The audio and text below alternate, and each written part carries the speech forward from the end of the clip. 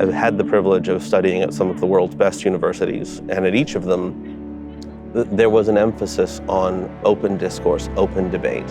When you hold your ideas up to scrutiny, that's when they become stronger. That's when we realize, hey, this makes sense, we should pursue this, or maybe this is not as strong of an idea as we thought.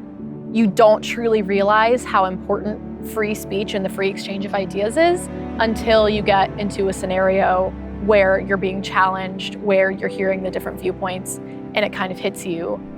Oh, there is a way for me to broaden my viewpoints without giving up who I am.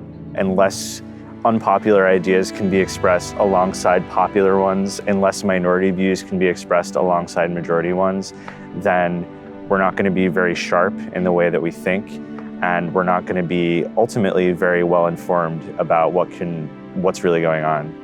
One thing that I noticed pretty much right off the bat in coming to Emory, which was a bit of a disappointment, was that there is this culture here of chilled speech, where classmates do not feel comfortable disagreeing with the professor in class.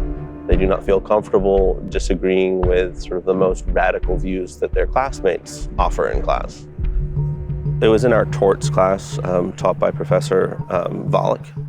And torts is an area of law that sort of covers things like personal injury, that type of stuff. And we were discussing one subset of that body of law called IIED, which is the intentional infliction of emotional distress. The court looks at it and they say, okay, you would hear about this event, you would hear about this wrong that was done, and you would exclaim outrage. That was just the standard. Basically, just anything that is very outrageous, that a court would look at objectively and think is outrageous. And a case called Snyder v. Phelps came up. And Snyder v. Phelps is a case involving the Westboro Baptist Church. They were protesting over America's tolerance of homosexuality.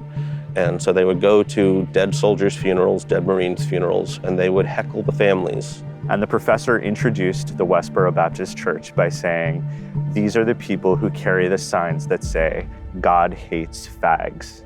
Professor quoted that, not calling anyone the word, saying these words are disgusting, so disgusting that they could constitute the intentional infliction of emotional distress.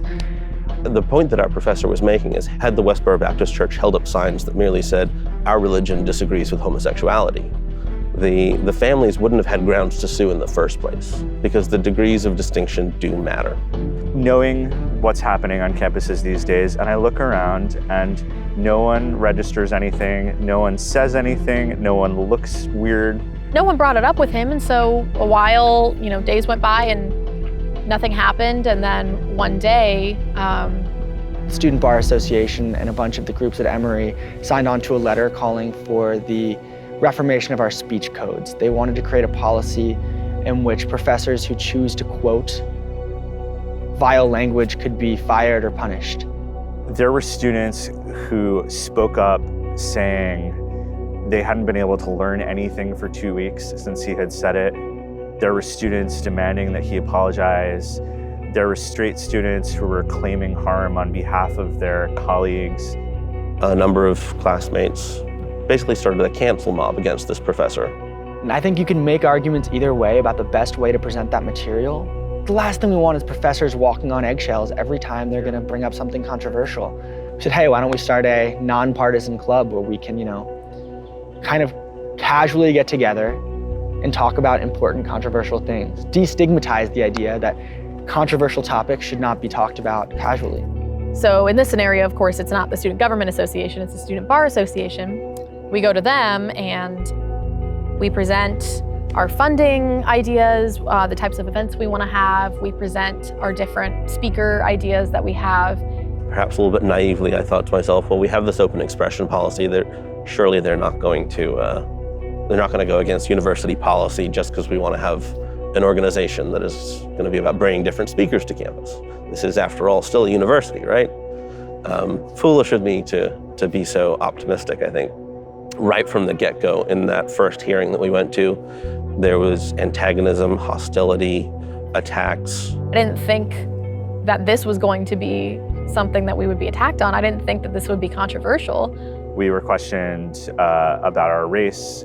There was one member of the SBA who pointed to one of the speakers that we were going to get, Andrew Sullivan, openly gay man living with AIDS, he was on the list of speakers that we were going to invite.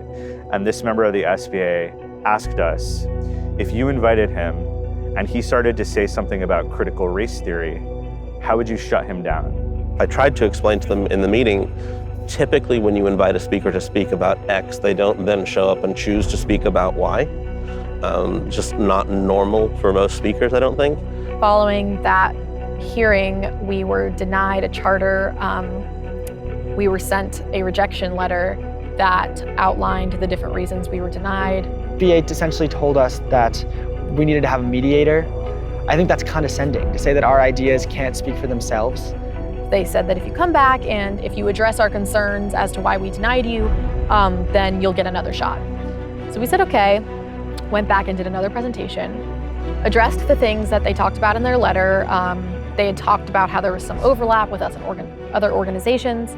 And so we addressed why there was no overlap, addressed the moderator issue, and it was not enough because we were denied again. And we didn't get a rejection letter the second time. There was no explanation.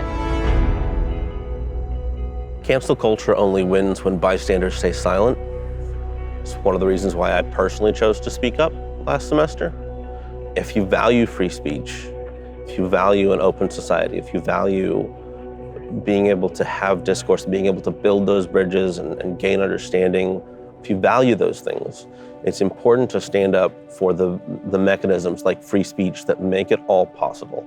You know, you can't be canceled if you decide not to be. You know, I'm going to be a law student no matter what. They're not going to kick me out for having a different opinion. It's not going to happen. We're going to be here no matter what for 3 years. And next year, there are going to be other kids who are going to come who are going to also be questioning the orthodoxy. And if you stay there and you just firmly, politely stand your ground, people are ultimately going to have to deal with what you have to say. And that's the only way that I can see that things will change. We want to attack ideas, not people. And remember, have these hard conversations and attack the idea with everything you have, but know there's a person on the other side and that you can still be friends with that person no matter how much you disagree.